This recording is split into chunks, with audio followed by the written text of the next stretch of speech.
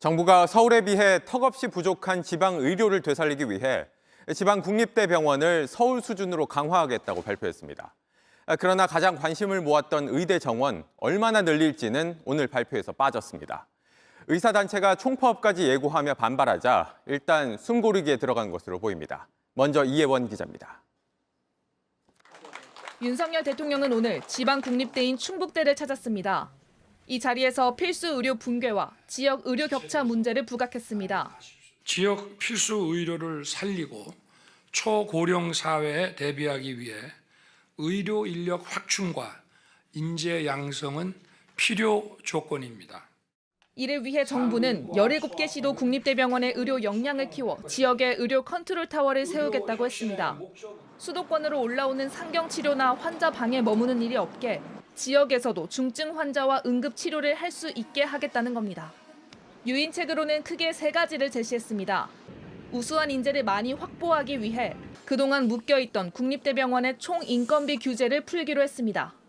필수 의료 수가도 더 올리고 분만이나 외상센터 등엔 보상을 강화하겠다고 했습니다. 지방 국립대의 지역 인재 선발도 확대하겠다고 했습니다. 문제는 3,058명에 멈춰있는 의대 정원을 얼마나 늘릴지입니다. 현재 의사 수로는 크게 부족하다는 지적이 나오고 있지만 이에 대한 언급은 없었습니다. 500명이나 1000명과 같은 숫자는 정부 내에서 아직 최종 의사결정을 하지 않았다는 말씀을 드립니다. 의료계와 협의도 남아있고요. 25학년도 입학 정원에 반드시 반영될 수 있도록. 파업 카드를 내보인 의사협회의 반발을 의식한 걸로 보입니다. JTBC 이혜원입니다. 이런 가운데 이주호 교육부 장관이 의대 쏠림 현상에 대한 대책으로 자율전공학부 학생의 의대 진학을 허용하는 방안을 거론했다가 대통령실이 직접 반박하는 일도 있었습니다. 윤석열 대통령은 불필요한 언급으로 혼란을 야기했다며 이 장관을 공개 질책했습니다. 배양진 기자입니다. 윤석열 대통령이 이주호 교육부 장관을 공개 질책했습니다. 교육부 장관이 언급한 자율전공 입학 후 일부 의대 진학 허용은 우리 정부에서 전혀 검토되지 않았고 그럴 계획조차 없습니다. 대통령은 불필요한 언급으로 혼란을 야기한 교육부를 질책했습니다. 오늘 일부 언론은 대학 자율전공학부 학생들이 의대로 진학할 수 있게 하는 방안을 검토하겠다는 이 장관의 인터뷰를 보도했습니다.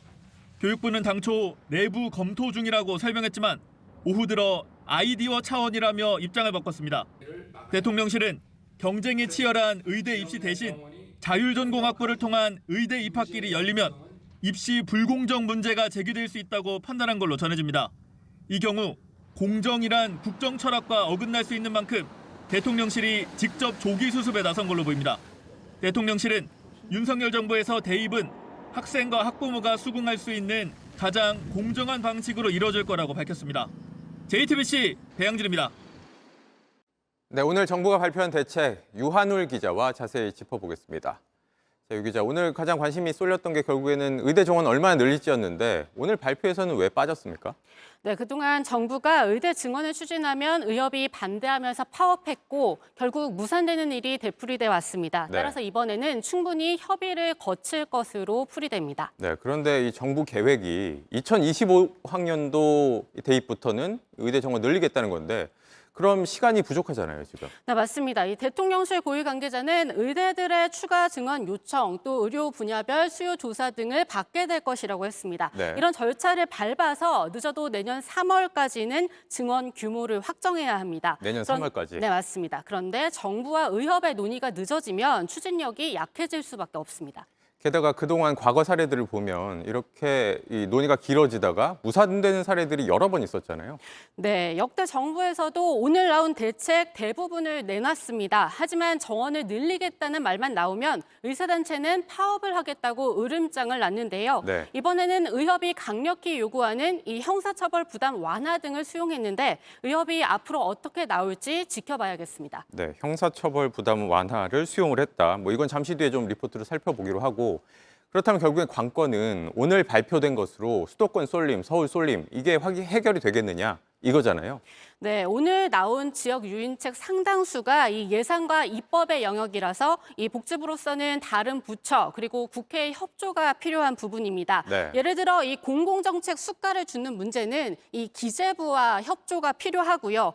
또 의사가 지역에서 일할 수 있게 안정적인 여건을 만들겠다고 했는데 아직 구체화하지 못한 부분도 눈에 띕니다. 네, 무엇보다 좀 시간이 꽤 걸릴 것 같기도 하고요. 네, 맞습니다. 이 의사 한 명이 나오는데 걸리는 시간, 이 10년이라고 하는데요. 이번만큼은 좀 속도감 있게 추진해야 할 것 같습니다. 네, 여기까지 듣죠. 유한울 기자였습니다.